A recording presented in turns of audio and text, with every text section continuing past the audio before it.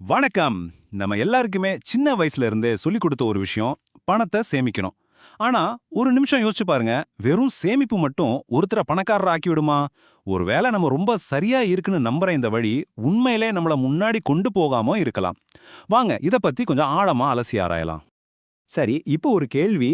ஒருத்தர் இருக்காரு, ரொம்ப கவனமா, கஷ்டப்பட்டு மாசம் மாசம் பணத்தை சேமிக்கிறாரு.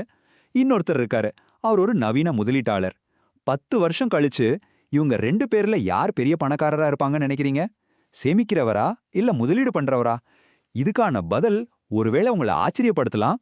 வாங்க, இந்த பகுப்பாய்வுல அதுக்கான விடையை நம்ம சேர்ந்து கண்டுபிடிக்கலாம். பணத்தை கையாளுறதுல பொதுவா 2 பாதைகள் இருக்கு.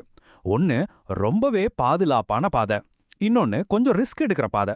இப்போ நம்ம 2 பேரை சந்திக்க போறோம். அவங்க மூலமா எந்த பாதை நம்ம இலக்குக்கு கூட்டிட்டு போகும்னு தெரிஞ்சுக்கலாம். வாங்க இவங்கள மீட் பண்ணலாம்.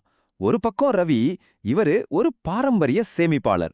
அதாவது நம்ம அப்பா தாத்தா காலத்துல இருந்து ஃபாலோ பண்ற வழியில போறாரு. இன்னொரு பக்கம் அர்ஜுன், இவர் ஒரு நவீன முதலீட்டாளர். இவங்க 2 பேரோட கதை மூலியமா நாம் ஒரு ரொம்ப முக்கியமான பாடத்தை கத்துக்க போறோம்.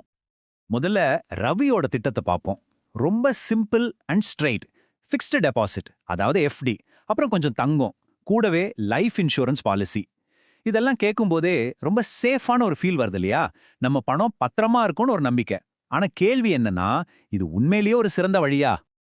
சரி, இப்படியே 10 வருஷம் ஓடிருச்சுன்னு வச்சுப்போம். வாங்க நம்ம டைம் மிஷின்ல ஏறி டக்குன்னு 10 வருஷம் ஃபார்வர்ட் பண்ணி பார்ப்போம். ரவி, அர்ஜுன், இவங்க 2 பேரோட நிதி பயணத்தோட முடிவு என்னாச்சு? ரிசல்ட்டை பார்க்க ரெடியா?